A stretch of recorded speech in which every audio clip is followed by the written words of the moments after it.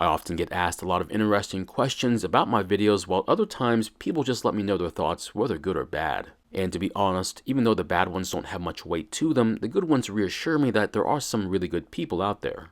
So what you're about to see are some examples of those comments and my thoughts about them. And who knows, maybe you're one of the ones who left one of those warm and fuzzy comments. The first video was about a mower that would start but then immediately stop, which, depending upon the engine design, wasn't all that common. So what was the problem with it then? Well, it turns out what I think is easy to do is not how other people see it.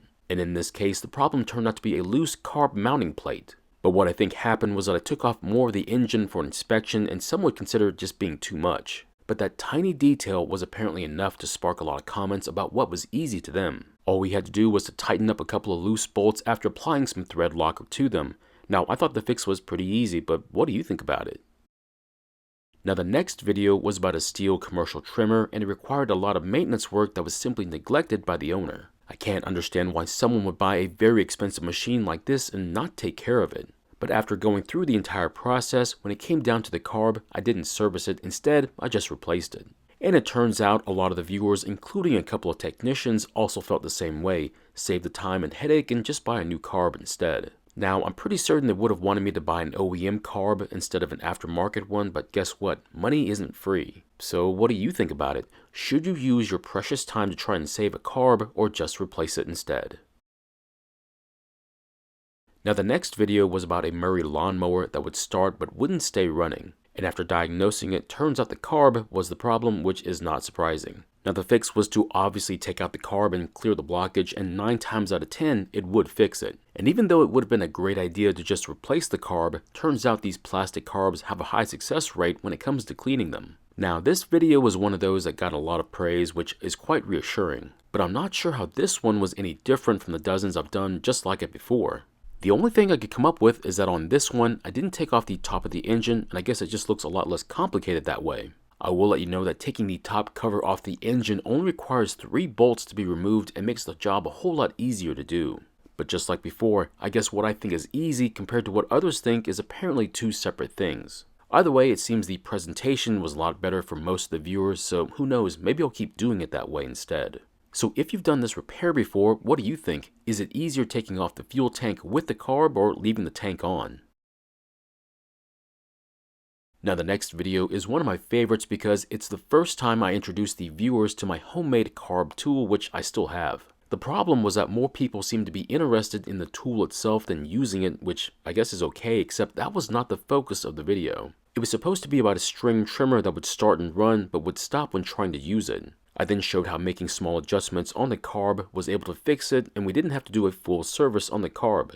Now, I do not plan on making a video about that special tool that I made, and that's because it's 100 times easier if you just buy the tools online instead. Now, I'm all about saving a buck or two, so I understand the attraction of not having to buy something you might need. But at a certain point, buying the tool you need typically works a whole lot better in the end without all the fuss of having to make one. I guess I might have to start including an alternative carb tool in each video just to give the viewers an option. Now, it does make sense though, so think about it. Why buy $15 worth of tools if you're probably never going to use them again? And instead, grab something from your junk drawer and use it once or twice and it worked to save your machine. Sounds pretty good to me. The next video is a bit controversial, and it's about one of the most common problems with Honda lawnmowers, the self-propel.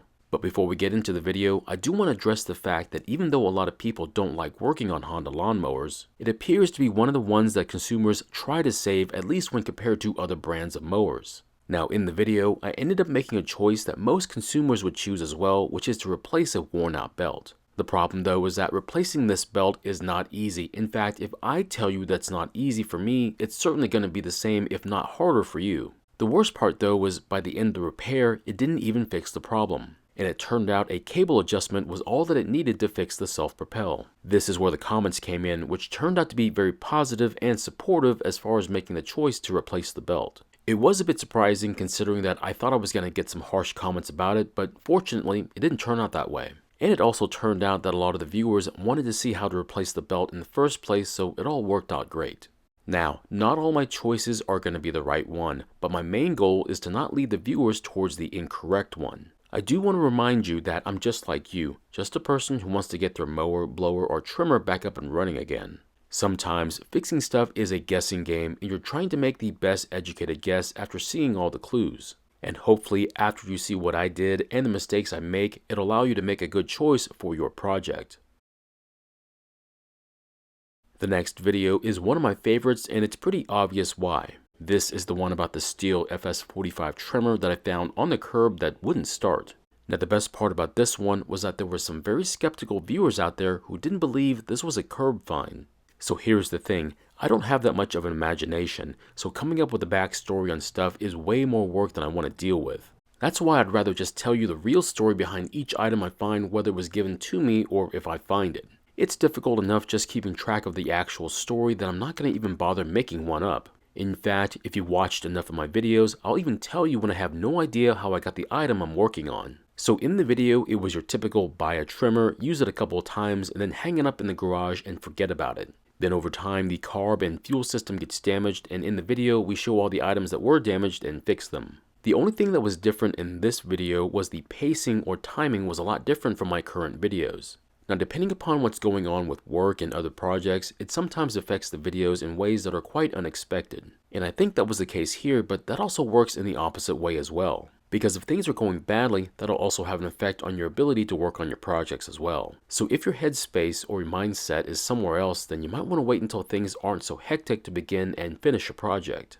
And the comments from the video also seem to support that idea, as they were extremely positive, which is always a plus. The next video was about a Stihl commercial trimmer, which always seems to do well. These seem to be well liked in the community, and I can see why, as the comments make it pretty clear that these are worth fixing. But I do have to wonder, why are they worth fixing though? Is it the build quality or simply the high price you have to pay for them? And if it's worth fixing when it doesn't work, then doesn't that mean that it's worth doing the maintenance to keep them from breaking down to begin with? I will say this, neglect does not have any real limitations. It can happen with a $100 trimmer or one that's 5 times that price. I will admit though that neglect is less likely to happen with the expensive machines, but it still happens though. So how about this? If you don't do the maintenance because you don't know how, then maybe you should get a battery machine. I hear they're immune to neglect. Now, if you believe what I just said was true, then maybe you should source out all your yard maintenance to someone else.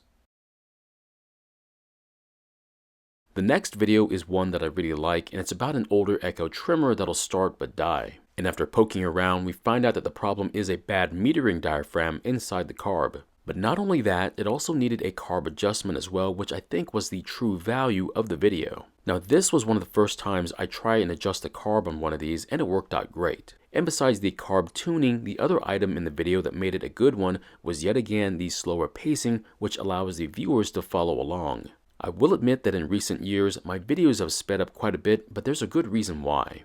In recent videos, the raw footage of the repairs could be well over 1.5 hours, if not 2 hours long.